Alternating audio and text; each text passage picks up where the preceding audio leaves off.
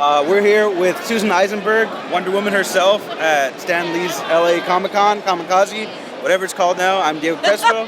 How are you doing today? I'm doing great. I'm here. It's exciting. Fans everywhere. It's all good. You portrayed Wonder Woman in the much beloved Justice League animated series. It's a big year for Wonder Woman. What does it feel like to be a part of such a broad legacy for the character? It feels extraordinary. It feels like a privilege. And I'm just so grateful that I'm around to be interviewed, to know that I played even a small part in her history. It's an honor, truly. What do you think it is about the character that's endured for so long? And she's kind of like the feminist icon for superheroes. Exactly. I mean, she's a feminist icon. She's an icon.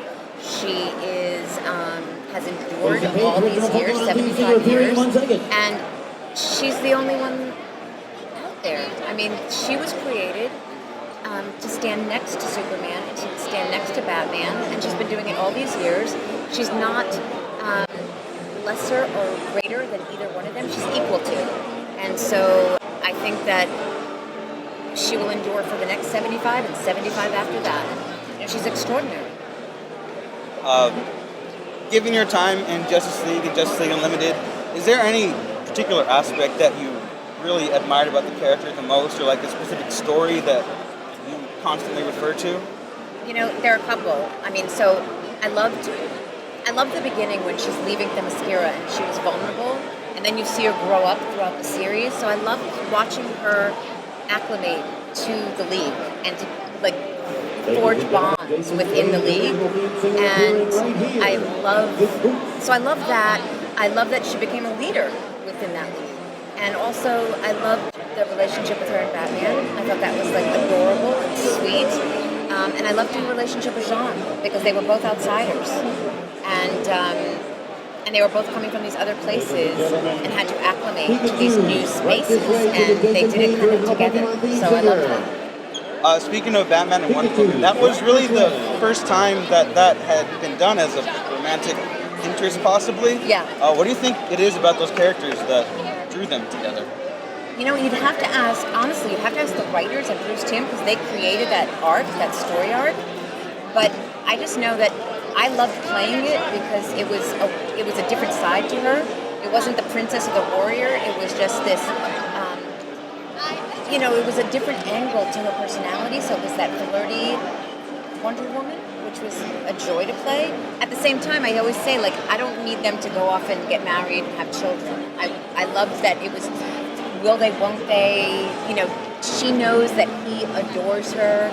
And I loved her catching him in all these little moments when he was talking about her and his feelings for her with Green Lantern, and she's right behind him. I mean, I just love all those moments. So it's like she's got his number, and she's probably the only one who does. So I love that. And last question. You're pretty much the definitive Wonder Woman for a whole generation of fans who grew up with the animated series, Justice League.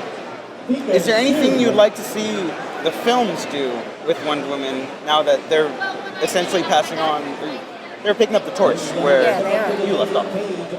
You know what, I think they're in good hands because I think Patty Jenkins and her team has such a strong sense of who Wonder Woman is, and I think they're going to honor who this woman is, and she's going to be a warrior, and she's going to be this princess, if you will.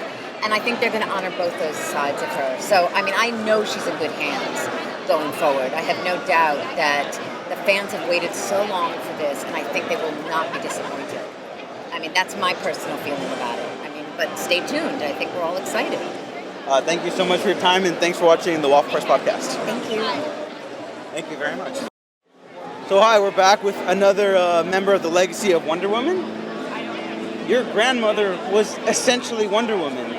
My grandmother was Wonder Woman.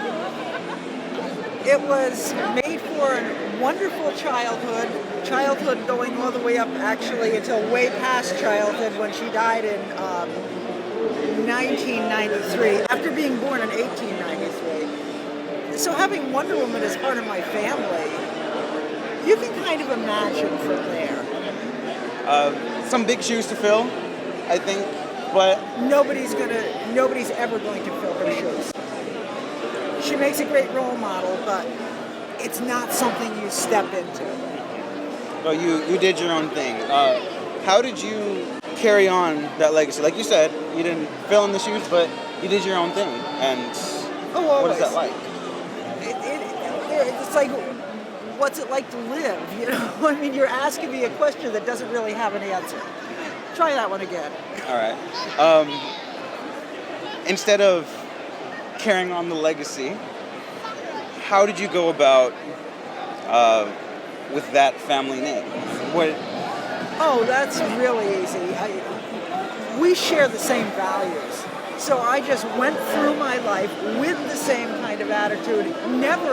I would never match Graham's standards because she was like beyond description, as is Wonder Woman.